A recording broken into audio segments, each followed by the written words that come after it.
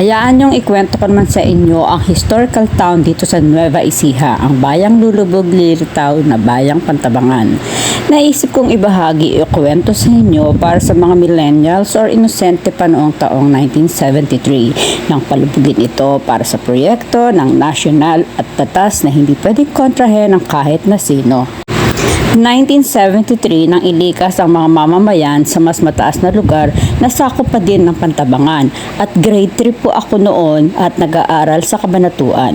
Masasabing may sentimento ang paglisan habang nakikita mong unti-unting pinapalubog ang dating bayan at tinatawag nga ngayon na lumang bayan. Ito ay maituturing na sakripisyo ng mga naninirahan dito upang makapagbigay tulong sa pagdaloy ng tubig o irrigation sa mga bukid o palayan sa karatig bayan o lalawigan at upang makapag-generate din ng kuryente. Pero ang tanong, ano naman ang naging buhay ngayon ng mga residente doon na ngayon ay nasa bagong bayan na at isa na ang first-class municipality at tourist destination na dinadayo ng mga tiga iba't ibang lugar at ng mga foreigner.